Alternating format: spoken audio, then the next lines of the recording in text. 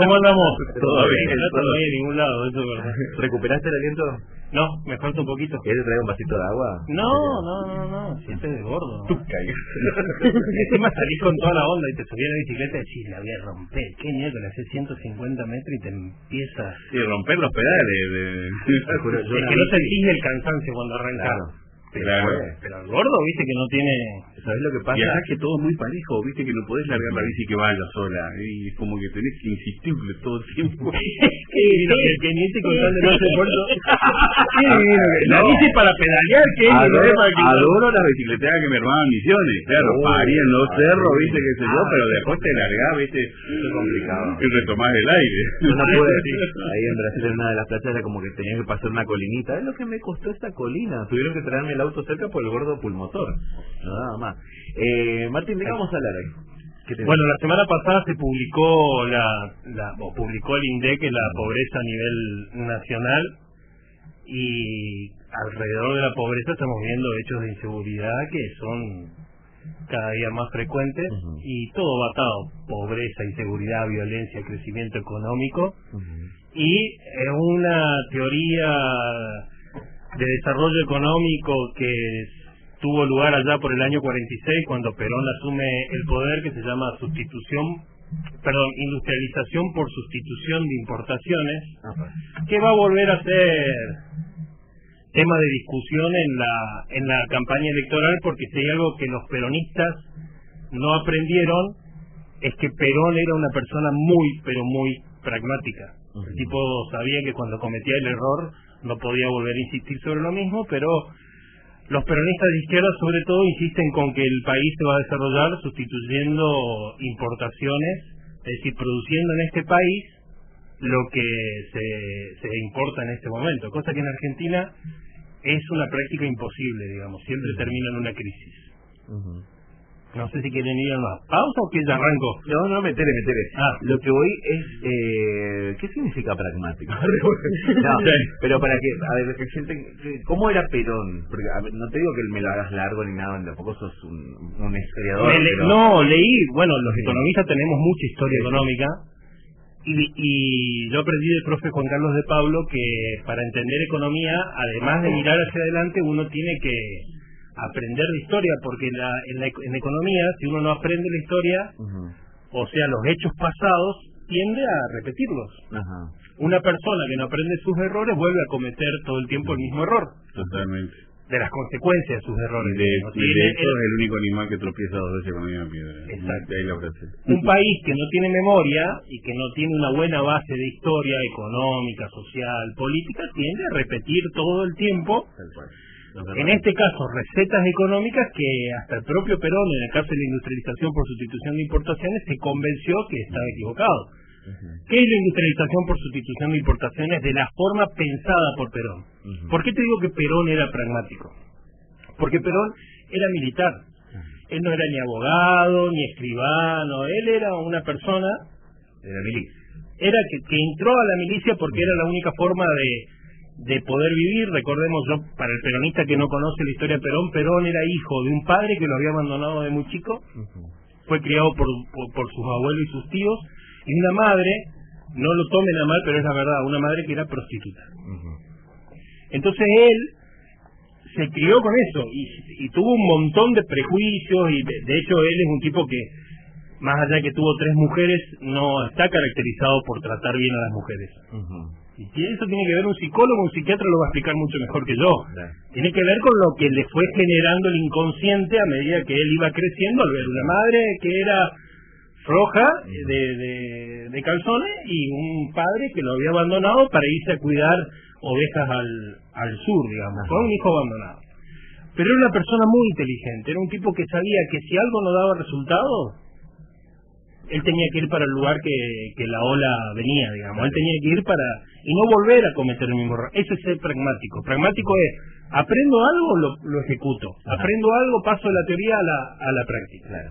Cuando Perón asume el poder, él asume inmediatamente después de terminar la guerra. Él asume en el 46, ya era secretario de Trabajo, fue vicepresidente de la dictadura, asume en el 46, en el periodo posguerra, y Era un periodo caracterizado por el por las economías que se estaban cerrando. Eran economías que venían de una etapa liberal en la que se abrían, más allá que no había las comunicaciones de ahora, pero había mucho comercio entre los distintos países, y la guerra cerró las economías, las volvió proteccionistas, y él dijo, bueno, si el mundo va para ahí, nosotros vamos para ese lado. Entonces Argentina se encontraba con un país que tenía una clase media alta muy importante, pero una clase baja, los famosos descamisados, que eran muy pobres. Claro.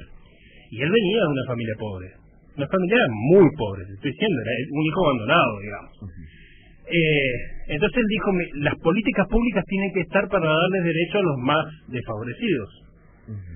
Era cierto que en ese momento, por más que no se veía, la brecha entre los que más tenían y los que menos tenían era demasiado marcada, y había como una situación que todavía existe acá, de una guerra de clases sociales, digamos. Yo soy empleado, el empresario está para robarme, y el empresario dice, estos empleados me están robando, ¿viste? Nunca había un acuerdo de, che, laburemos juntos, que la empresa es de todos, vamos todos para adelante. Entonces, como las economías nacionales se estaban cerrando todas, porque venían de guerras, estaban todas destruidas, la Segunda Guerra Mundial, se dio en la academia, en la literatura, ya que hay falta de todo en todos lados, ¿por qué no producimos nosotros en nuestro país eso que queremos importar? Y no es que Argentina no podía porque no tenía dólares para importarlo, no podía porque no había. Directamente. No había. Y además la Argentina tenía digamos, una competencia muy marcada, una rivalidad muy marcada con Estados Unidos. Más allá de que nuestra Constitución Nacional está copiada de la Constitución de Estados Unidos, nosotros somos competidores de Estados Unidos por su demografía, su geografía, su clase humana, digamos, somos muy parecidos a los estadounidenses, éramos en aquellos tiempos muy parecidos a los estadounidenses. Con la diferencia de más que hay ahora, ¿no? Bueno, porque nosotros fuimos para el camino, mientras Estados Unidos, que por supuesto salió súper favorecido porque fue el ganador número 1 de la guerra, porque era acreedor de todos los países, de los países destruidos, él era el que el plan Marshall nace en Estados Unidos para reconstruir Alemania, digamos. Entonces, a Estados Unidos salió fortalecido. Más allá de eso, nosotros viramos para la izquierda, mientras Estados Unidos viraba para el desarrollo económico. La izquierda y la derecha también está mal definida. La izquierda era el que se sentaba a la izquierda del rey, era el que quería cambiar el status quo, y la derecha era el que se sentaba a la derecha del rey, que era el que decía, no toquen nada, dejemos las cosas como están. Ser de derecha en Argentina hoy es, dejemos las cosas como están. Estamos como o sea, sí. Entonces está como mal, viste este prejuicio de la izquierda, porque vos sos de izquierda, vos sos de izquierda. Hoy ser de izquierda aparte no tiene nada de malo. Yo eso lo noto por ahí como un insulto. Por izquierda, socialista, anarquista, y son pensamientos en realidad. Sí, son pensamientos. Lo que pasa es que está mal definido esto de que yo tiro algo y si la gente pica y no averigua si es verdad o no, bueno, va a quedar como una verdad, y la verdad es que no, eso no es así. Entonces Perón dijo, bueno, sustituyamos lo que no podemos producir. El problema es que nosotros, o es todavía, nosotros somos exportadores, o éramos hasta ayer, porque ahora vamos a importar soja también, somos exportadores de materias primas y somos importadores de productos de equipamiento, maquinaria, y cuando vos exportás, vos necesitas exportar muchísima cantidad de materias primas para poder importar una máquina, eso se llaman precios relativos. Entonces nosotros siempre entramos en lo que en la literatura económica se le dice cuello de botella, o restricción externa, la famosa restricción externa, que es exportamos demasiadas materias primas, pero eso que exportamos no nos alcanza para importar las maquinarias y los equipos que necesitamos para industrializarnos. Nos faltan dólares, por más cantidad de soja que exportemos, maíz que exportemos, aceite de soja que exportemos, esa cantidad que vamos a recaudar con la exportación no nos va a alcanzar para importar maquinaria y equipo, para empezar a producir acá los tornillos, el acero. Entonces, con Perón se inició la primera crisis de balanza de pago, que fue la que es justamente la restricción externa, esto de que nos quedamos sin dólares para importar, lo que está pasando ahora con las reservas, pero al mismo tiempo se empezó a generar una clase empresaria prebendaria y clientelar, porque la única forma que vos tenías de hacer negocio era estando del lado del Estado. Era así, vos podías hacer negocios, o podías producir, o podías generar algo si el Estado te decía que estaba bien, y si no, no podías hacer nada.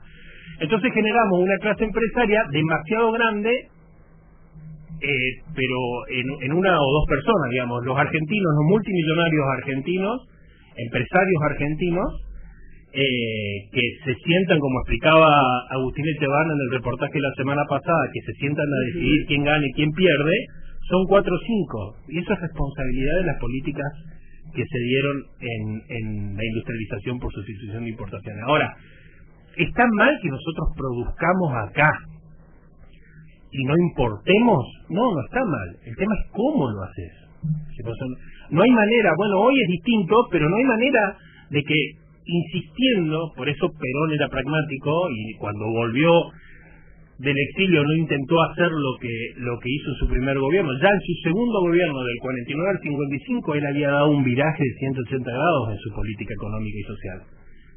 Del 49, el primer plan quinquenal, del 46 al 51, 52, él se da cuenta que se había equivocado. Él había introducido la inflación en la Argentina. Argentina no tenía inflación, pero por eso las políticas públicas de gastémonos las reservas para industrializar el país, quedémonos sin ahorros, no dejemos que los chicos estudien. A ver, Perón decía alpargatas sí, libros no. Y ahí se había equivocado. Él pensó que la educación era un bien secundario, y la verdad es que la educación es un bien primario hoy. Entonces eso va a pelo con lo que está pasando con la economía argentina hoy, después de casi 90 años, 80 años. Estamos viviendo, siempre volvemos sobre lo mismo, siempre estamos discutiéndonos entre el campo, porque claro, como los dólares no alcanzan, le echan la culpa al campo. La industria, el Estado peronista le echa la culpa al campo. Dice, no, a nosotros no nos alcanza porque el campo es egoísta, no quiere compartir. ¿Se acuerdan ustedes de las camionetas Hilux que le echan la culpa al campesino que dice, ustedes son unos... ¿Viste? Y la verdad es que el campo, por más esfuerzo que haga, nunca va a llegar a producir los dólares, porque además tiene una restricción natural que es la cantidad de tierra. Nunca va a llegar a producir los dólares que se necesitan para poder industrializar un país. Entonces, ¿se puede industrializar un país? Sí, se puede industrializar un país, pero no es a través del sistema de sustitución de importaciones a la primer Perón, que yo repito, por supuesto que es contrafáctico, ¿no? Pero si Perón estuviera vivo, él no haría lo que están haciendo, o lo que van a intentar hacer de nuevo en las próximas elecciones. Por eso, este sistema en el que generamos o sostenemos pocos ricos que sostienen una economía con una masa enorme de pobres que requieren un Estado presente, es la que nos ha llevado a la situación actual. La pobreza en el país está en el 39-40%, pero en el Chaco está en el 54%. Córdoba es más pobre, que es una ciudad, es una provincia autosustentable. Córdoba es más pobre hoy que hace 10 años. Santa Fe es más pobre hoy que hace 10 años. ¿Y eso por qué es? Porque destruimos, o vamos destruyendo las bases de sustentación de una economía que se quiere desarrollar. ¿Cuáles son las bases de sustentación de una economía que se quiere desarrollar? La educación, sobre todo. Y si vos no tenés educación, si no te podés educar, vos que sos maestra, si no te podés educar, vos no estás en capacidad de pensar. Yo lo cuento siempre.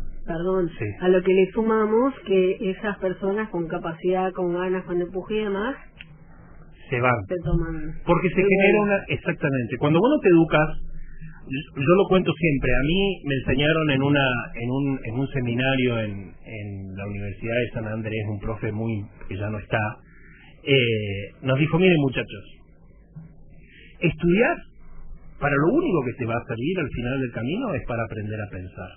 Porque lo que vos estudiás hoy, si no lo pones en práctica, a los 5 años te vas a olvidar. Pero si algún día lo necesitas, vos sabés dónde podés ir a buscarlo. En definitiva, estudiar te abre la cabeza, te estructura el cerebro de una manera distinta, te permite pensar en un nivel superior, y cuando vos tenés una masa crítica de gente educada, pasás el umbral. ¿Se le complica? ¿A quién? al político. Al político, por supuesto, pero también una sociedad que está muy bien educada va a requerir de políticos que estén a la altura de las circunstancias. Una sociedad bien educada no va a elegir no va a permitir que un diputado nacional o un diputado provincial que nunca en su vida tocó un libro pueda sentarse en la Cámara. Nosotros tenemos los diputados y la clase nosotros tenemos los diputados y la clase política que nos merecemos como sociedad. Esa es la verdad. Es doloroso, pero es así. Entonces lo que decías vos recién, esos pocos que pudieron estudiar, que pudieron educarse, como ven que la sociedad no acompaña, se terminan yendo. Un ejemplo concreto, Marcos Galperín, dueño del Mercado Libre, para ponerlo dentro del entorno del empresariado argentino. Marcos Galperín se tuvo que ir del país, porque esos 4 o 5 que se sientan a definir el futuro de la Argentina, que se hicieron pero tan grandes gracias a un peronismo prebendario y de izquierda, no le dan cabida a un tipo que dice, che muchachos, la única forma que nosotros tenemos de desarrollarnos es generar el entorno y la circunstancia para que la gente pueda en libertad y dentro de una sociedad organizada legalmente desarrollar prosperar, desarrollar sus actividades, decir, che, yo quiero vivir de esto o no, digamos, pero que no tenga un Estado que se está haciendo cada vez más grande soportar esto. ¿Por qué le explico esto? Porque la torta del PBI es una sola y se reparte entre el sector privado y el sector público. Yo hace 2 días me enteré que un tipo de acá de Chasteña que tiene mucha plata es personal de planta de la Cámara de Diputados. Y hay muchos, Y hay muchos de esos que son personal. Bueno, que no podés entender cómo te quemás de esa manera por 200 lucas, 300 por un contrato. Un tipo que anda en una BMW X6. Sí. Y que tiene empresas. Y sí, loco, dejarlo para los demás. No, es que eso lo paga el pobre infeliz, que lo que siempre hablamos, lo paga la gran masa de pobres que no pueden escapar al IVA, que no pueden escapar a esos impuestos que le permiten financiar ese tipo que es personal de planta, que se ganó un sueldito que para colmo, como la Constitución chaqueña le da una estabilidad muy fuerte al empleado público que es de planta, echarlo en la Cámara de Diputados es imposible. Es imposible, a no ser que te quieras comer un juicio, que lo haces mucho más millonario al que ya es rico. Pero eso de parasitar el Estado está... Bueno, llegamos al límite. Esto ya se habló, esto se explicó durante mucho tiempo. Lo que pasa es que, claro, esos a los que vos le querés sacar estos beneficios que nosotros siempre hablamos, van a patarear. El tipo millonario que 200 lucas para él, escuchame, 200 lucas gasta son una semana en nafta. En nafta, una BMX6 tiene. De la ciudad estamos hablando. A mí me da más miedo de este año electoral, no tanto el cambio de gobierno en sí por ideología, sino el operativo retirada. Los pases a plantas, el déficit. Eso se tiene que terminar. Bueno, tiene que haber una ley que frene. Es que ahí está el problema, Juanma. El Estado es pero tan grande, con gente que, yo no estoy hablando del empleado público que efectivamente trabaje, que es necesario para desarrollar las actividades que el Estado requiere y que son imprescindibles, pero es tan grande que se vuelve tan bobo, tan fofo, que no cumple con sus funciones. Entonces vos tenés el problema de la inseguridad y tenés el problema de la violencia, que van atados. La violencia es hijo directo de la pobreza y es hijo directo de la inseguridad. Cuando vos no estás bien educado, no tenés capacidad de pensar, no sabés cuáles son tus derechos, vos vas directo a la piña, negro. Vos vas directo a la piña. Y esto que pasó con el colectivero muerto, vos lo escuchás hablar a los colectiveros, que no tengo nada en contra de los colectiveros, pero vos te das cuenta que hay gente que no encontró otra salida que ser colectivero, porque el Estado no le dio la oportunidad, porque se hizo tan grande gracias a estos políticos hijos de puta que generan una caterva, una masa enorme de empleados que no son empleados para colmo, que son no funcionales. Que te digo más, hay mucha gente que es personal de planta en la Cámara de Diputados de la provincia del Chaco que no vive en el Chaco. Ni siquiera cobra la guita que la cobra, la deja en el Chaco. Ni siquiera vuelve, ¿viste? Porque vos decís, bueno, es empleado de planta de la Cámara de Diputados. Uno siempre putea por Samer y Sechep, que es exactamente lo mismo, pero la Cámara está pasando. Pues sí, che, este tipo, bueno, pero cobra y va al supermercado, y eso sostiene el empleado del supermercado, y va... Última, la plata que da en retroalimentación. Claro, mueve la economía. No, el tipo la cobra en Buenos Aires, en Santa Fe, y se la lleva, y está... Sí, pero... Y muchos que son empleados de planta de la Cámara de Diputados también son el mecanismo para que ese que ya no es diputado siga viviendo. Porque yo tengo personal de planta, pero el 30 es mío. Tal cual. Entonces no son 200 lucas, son 140 para vos, 60 para mí. ¿Se entiende? Entonces, lo que va a venir hacia adelante es esta discusión entre Estado y sector privado. Y la verdad es que lo que se demostró en el mundo, y esto no es peronismo o antiperonismo, es que lo único que te saca de la pobreza es la educación, la libertad para decidir una vez que sos educado, porque vos tomás decisiones, muchas mejores decisiones, cuando estás bien educado. Podés pensar de otra manera, razonás de otra manera, no te va a ir directo a la piña. ¿Se entiende? Porque la ignorancia te genera tanta bronca interna. Pero viste, me está cagando, en el fondo no te está cagando, pero o sí, no sabés, pero sos tan ignorante que decís, esto te iba a matar, hijo de puta, y te va a la piña. Te genera un resentimiento. Te genera un resentimiento social. Son los mismos políticos que generan esta famosa grieta, que no es la grieta del kirchnerismo, no. Estamos hablando de la grieta histórica del argentino promedio, que si porque tenés un poquito más, te tengo bronca, y si vos porque tenés gorrita, yo te tengo bronca a vos. ¿No? Sí. Esta cuestión de esto que se ve sobre todo en las provincias pobres, que son las del norte y las del sur, porque el sur también es muy pobre, no el centro del país, de si te va bien es porque o robaste o estás vendiendo droga. Te juro. Yo cuando sos narco. Sí, soy narco, porque me lo han dicho. Bueno, en algunos casos es verdad, pero no me queda bien encima. Eso lo perdí todo. Pero claro, porque se generó el sistema. El sistema es ese. No es solamente en el Chaco. Cuando yo vivía fuera del Chaco, a mí me pasaba eso. Yo venía a la casa de mi familia y decía, no, pero este es narco. Que en este caso tuvo razón, que el tío con los 18 y 1, este es narco. No vas ahí porque este es narco. Yo decía, no, pero hijo de puta, no puede ser que un tipo que labura, que se mate, y no sé cuánto, porque esté en un auto 0 kilómetros sea narco. No todo es así. Pero cuando la sociedad, porque esto que vos dijiste recién, Fama, es absolutamente así.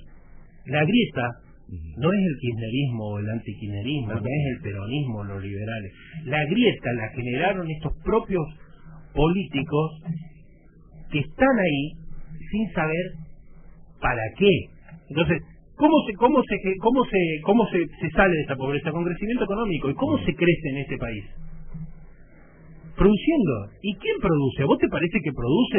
Yo recién vengo de entregar un escrito por la sucesión de mi casa y lo digo, no es autorreferencial, es porque lo que yo sé que lo que yo estoy contando le pasa a la gran mayoría de nuestros oyentes. En el juzgado, 10 de la mañana y la mina tomando mate, sentada y mirando un video por YouTube. 10 de la mañana. Te vas a Sechepa a las 6:30 de la mañana, la mina está desayunando. Vayan a Sechepa a las 6:30 de la mañana, la que está pegada al lado de la caja. Está desayunando. Entonces vos tenés gente que sabe, como es empleada de planta, mujer o varón, son empleados de planta, y dicen, ¿qué importa? No me van a echar. Y ahora la pregunta que te tengo a vos, Martina, a Kenny, a Noelia y a los oyentes, ¿esto puede llegar a cambiar en algún momento o vamos a seguir siendo un país bananero? ¿No? Esta cuestión de que el que tenga que laburar, labure y que haya un control.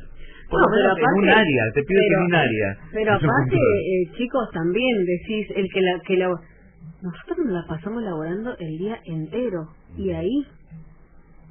Claro, este no es el caso de la empleada pública que labura y que encima la explotan y le pagan mal. Estamos hablando de las docentes, por ejemplo. Bueno, ¿no? En este caso Noelia es referencial porque es docente también, ¿no? La sociedad entera va a tener que entender que...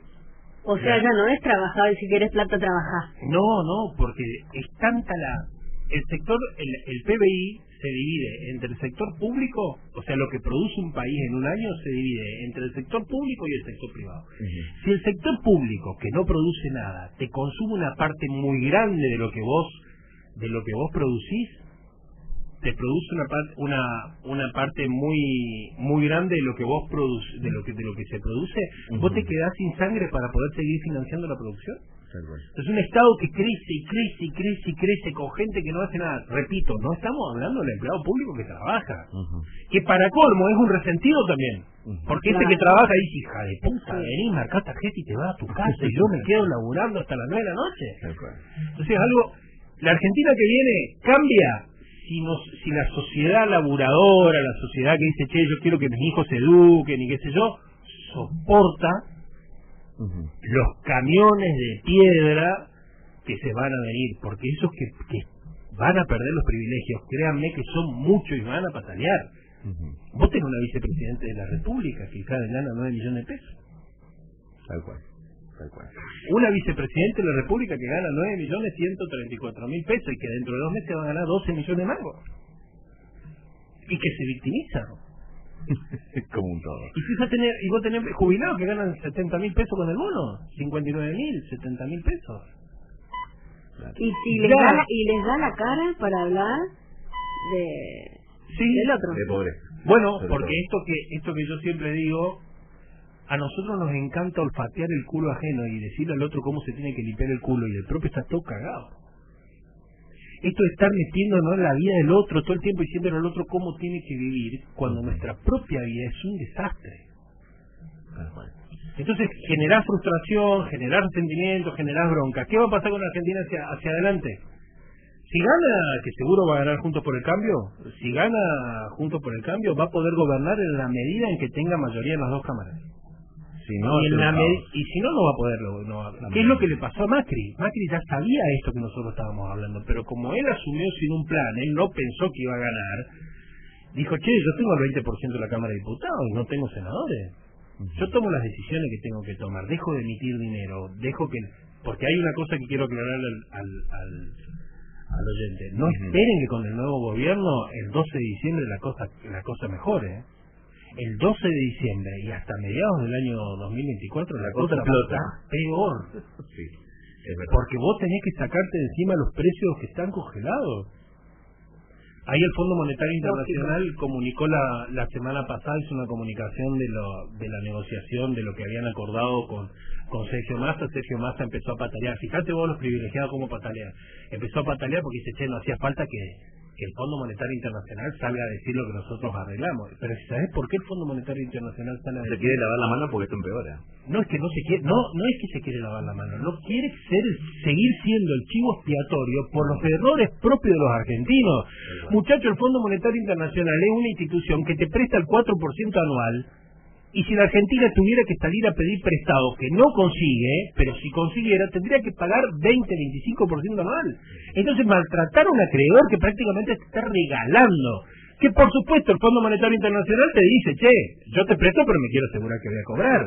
Y las condiciones para poder cobrar de acá 50 años, 70 años, porque el Fondo Monetario Internacional te presta sabiendo que vos no lo vas a pagar inmediatamente, es generando una economía que te permita producir dólares para que me puedas pagar. Cuando vos vas como empresario a pedir un crédito al banco, que en este caso podría ser cualquier país en el Fondo Monetario Internacional, dice, sí, yo te presto $2 millones para que te compre la máquina para poder producir. Pero esa máquina que vos vas a poner a producir con mi capital, te dice el banco, ¿va a generar los 2 millones, los $300.000 que me tenés que pagar por mes a mí? Porque a mí no me sirve darte la máquina para que vos te compres la máquina, pero vos la máquina la tengas guardada, o que la máquina no genere para pagarme a mí. O sea, el Fondo Monetario Internacional, más allá de sus restricciones o de sus condicionamientos, lo que te está diciendo es, si no bajan, porque eso fue lo que comunicó la semana pasada, si no bajan el nivel de subsidios para generar un Estado que sea pagable. Y fíjense lo que dijo el Fondo Monetario Internacional, que está escrito, no es algo inventado por Patricia Bullrich o por el antiperonismo. El Fondo Monetario Internacional dice, sáquenle los subsidios a los ricos. Claro. Porque los que están más subsidiados en este país son los ricos, no son los pobres. Los pobres están pagando el subsidio de los ricos. Entonces, mientras vos tenés un transporte público en esta ciudad que prácticamente ni existe, pero en otras ciudades que existe, pero de malísima calidad, a 150 mangos, como está pagando Bahía Blanca un pasaje colectivo, en Buenos Aires pagan 34. Ahora, Martín, todo esto que vos estás diciendo ahora por último, hay un montón de cuestiones y condiciones que, por supuesto, hubieron en su momento y que creo que Macri trató de llevar algunas cosas de las que se habían comprometido en ese momento, con, por ejemplo, el tema de los subsidios a los ricos. Y bueno, la gente se acuerda que Macri era el que quiso sacar los subsidios a la gente, pero claro, tenía un acuerdo con el Fondo Monetario Internacional en ese momento, y que sigue vigente hasta el día de hoy. Ya terminó la gobernación de Macri, estamos en otro gobierno, vamos a ingresar a uno nuevo, y esos requisitos no se borraron, ese compromiso, la deuda está, por lo tanto las reglas de juego que puso el Fondo Monetario Internacional siguen vigentes.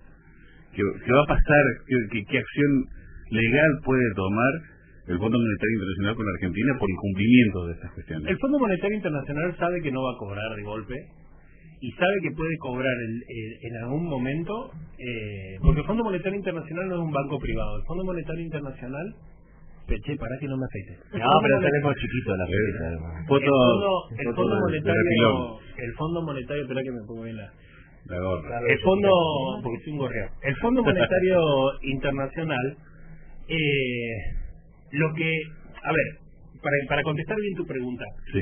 El Fondo Monetario Internacional fue creado y pensado para ayudar a los países a salir de las crisis de balance de pago, y la creó Keynes. El keynesianismo, el famoso keynesianismo del peronismo de izquierda. Bueno, uno de los creadores, junto con White, el ministro de Finanzas de Estados Unidos, o el secretario del Tesoro de Estados Unidos, fueron ellos dos los que crearon el Fondo Monetario Internacional. El Fondo Monetario Internacional es una entidad multinacional, dependiente de la Organización de las Naciones Unidas, que nace después de la Segunda Guerra Mundial, que tiene como misión ayudar a los países a salir de sus crisis de balanza de pago. ¿Cuáles son las crisis de balanza de pago? Nos quedamos sin dólares. Para que la gente entienda. Cuando dicen crisis de balanza de pago es nos quedamos sin dólares. No hay plata para exportar, no hay plata para importar. Eso es lo que le está pasando a la gente. Entonces el Fondo Monetario Internacional no te presta guita para que vos la devuelvas inmediatamente. Te da la plata para que vos generes las condiciones, salgas de ese problema y tengas una economía que esté en condiciones de generar los dólares para prosperar y luego se le pagará. Claro. Digamos, el Fondo Monetario Internacional está compuesto por 160 países. No, 138 países. De un total de 170 países tenemos en el mundo. Bueno, claro, ¿por qué uno cuando habla del Fondo Monetario Internacional habla de Estados Unidos? Porque el accionista mayoritario es Estados Unidos. Tiene el 18% y tiene el poder de veto. Sí, pero porque lo crearon ellos. Entonces, el Fondo Monetario Internacional te va a dar los waivers que vos necesites, siempre y cuando esté convencido que lo que estás haciendo, con algún que otro desvío, va en el camino correcto. Entonces, en el 2001 el Fondo Monetario Internacional tiene un margen de tolerancia, digamos, muy grande, porque al Fondo Monetario Internacional no le conviene que no le paguen. Bueno, eso explicaría por qué sigue desembolsillando plata para el país. Nosotros somos el deudor más grande del Fondo Monetario Internacional. Imagínate. Y aún así nos siguen dando plata. Y aún así nos siguen dando, porque no le interesa, además que somos... Porque son boludos los del fondo. No, quieren que seamos su perra, por eso. Claro, obviamente. El interés. El Fondo Monetario Internacional... Perdón, me contagio de su... Está bien. Vocabulario. Lo que menos no es una sociedad de beneficencia, chicos. Está clarísimo. Sí, bueno, está bien. Yo sí le presto a alguien que hace las cosas mal y no le vuelvo a prestar, o le sigo prestando para que siga haciendo las cosas mal.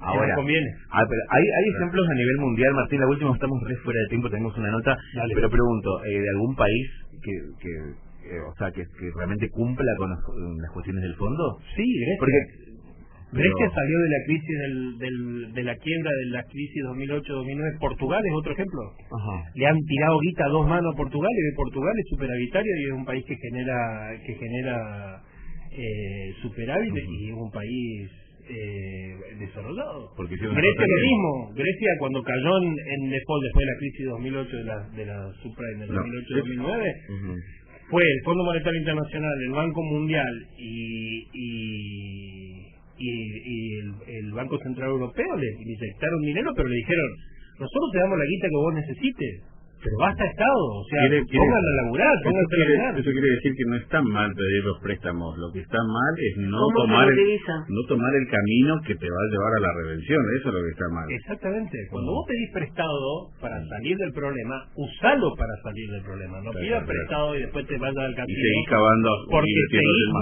comprándote más problemas. Bien. Martín, se nos acabó el tiempo. Muchísimas gracias, de verdad. Nos vemos la semana que viene. Es un placer escucharte, nos quedamos todos... La verdad que me ganas de seguir cerrando. Pero bueno, nos vamos, chicos, que tenemos una pausita. Tenemos a la gente de Innova en el próximo bloque, este proyecto concatenado con la municipalidad que tiene...